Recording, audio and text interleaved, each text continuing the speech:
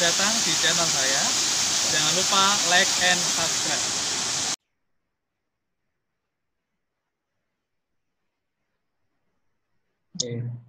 Selamat pagi semua, selamat bergabung di channel saya. Pada pertemuan kali ini, kita akan membahas mengenai beberapa materi mengenai bab 1 untuk kelas 7 di semester 1. Sebelum kita mempelajarinya, kalian perlu mempersiapkan beberapa buku paket dari Kemendikbud yang berwarna merah, buku mandiri, dan buku catatan.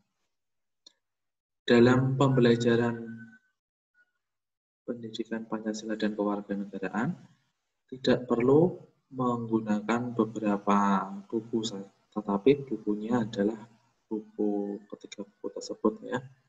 Jadi kalian hanya perlu mempersiapkan 3 buku tersebut. Selanjutkan, bab 1 itu menyatakan atau berjudul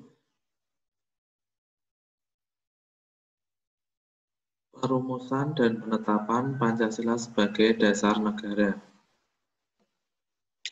Berbicara mengenai Pancasila, kita tahu bahwa negara kita adalah negara yang berdasar negara Pancasila.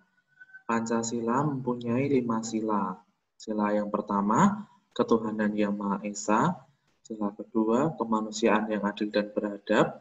Sila ketiga, persatuan Indonesia. Sila keempat, kerakyatan yang dipimpin oleh hikmat kebijaksanaan dalam permusyawaratan perwakilan. Dan sila kelima, keadilan sosial bagi seluruh rakyat Indonesia. Oke, tujuan pembelajaran kita pada pagi hari ini ada beberapa tujuan, kalian bisa lihat di PPT dan nanti akan saya bagikan. Kita mulai dari sejarah perumusan Pancasila sebagai dasar negara. Diawali pada tanggal 8 Maret 1942,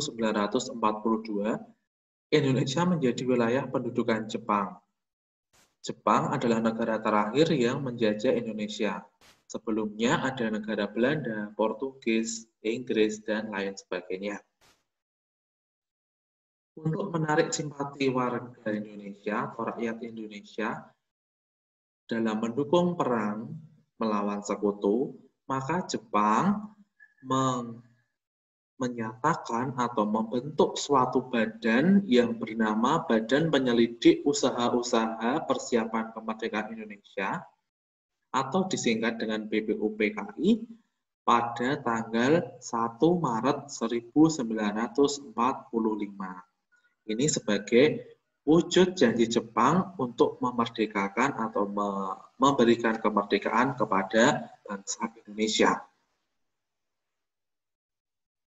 Badan tersebut melaksanakan sidang pertama pada tanggal 29 Mei sampai dengan 1 Juni 1945. Pada sidang pertama ini membahas mengenai dasar negara. Ketua dari BPUPKI adalah KRT Rajiman Widyodiningrat dan juga selaku ketua sidang. Menyatakan perlunya suatu dasar negara. Dasar negara itu apa? Yaitu dasar untuk menyelenggarakan suatu pemerintahan negara. Jadi kalau tidak ada dasarnya, maka suatu negara tidak akan berdiri secara kokoh. Selanjutnya, beberapa anggota sidang menyampaikan pendapatnya mengenai suatu rumusan dasar negara. Tokoh yang pertama adalah Muhammad Yamin. Usulan dari Muhammad Yamin adalah sebagai berikut. Peri kebangsaan, peri kemanusiaan, peri ketuhanan, peri kerakyatan, dan kesejahteraan. Cara menghafalkan untuk usulan dari Muhammad Yamin yaitu adalah kata-kata yang ada peri. Peri kebangsaan, peri kemanusiaan, peri ketuhanan, peri kerakyatan, dan kesejahteraan. Tokoh yang kedua adalah Mr. Supomo. Usulannya adalah persatuan, kekeluargaan, keseimbangan lahir batin, keadilan rakyat, dan musyawarah. Tokoh yang ketiga mengemukakan usulannya pada 1 Juni 1945 adalah Soekarno.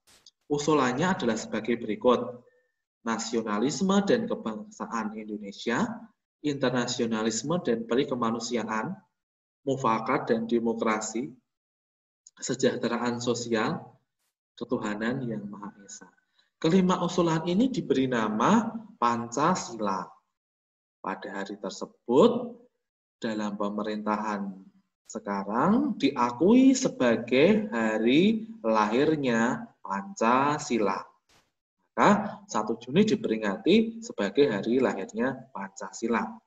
Kenapa diperingati sebagai hari lahirnya Pancasila? Karena pada tanggal tersebut Insinyur Soekarno mengemukakan usulannya dan diberi judul dengan istilah Pancasila.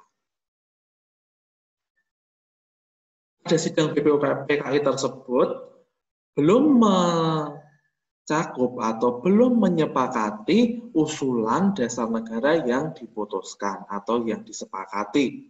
Maka Panitia 9 dibentuk untuk merumuskan kembali atau menyatukan beberapa usulan tadi untuk menjadi suatu rancangan dasar negara.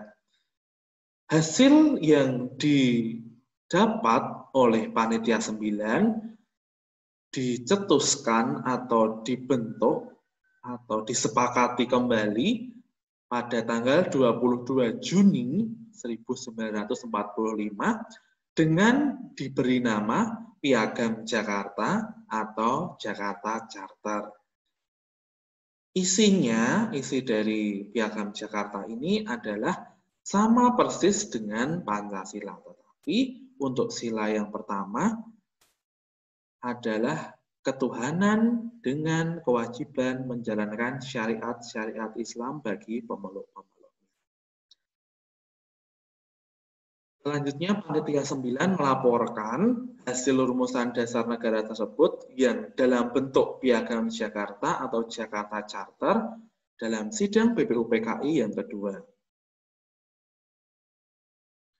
Selanjutnya, karena sidang BPUPKI pertama membahas mengenai dasar negara sudah selesai, dan sidang BPUPKI kedua yang membahas mengenai hukum dasar, nanti akan kita bahas di bab selanjutnya, sudah selesai pula, maka pada tanggal 7 Agustus 1945, BPUPKI dibubarkan dan diganti dengan PPKI atau dalam bahasa Jepang Dokuritsu Jumbi Linkai. Kalau BPUPKI tadi Dokuritsu Jumbi Kosakai. Kalian jangan terbalik ya di dalam merumuskan atau di dalam menyebutkan istilah Jepang.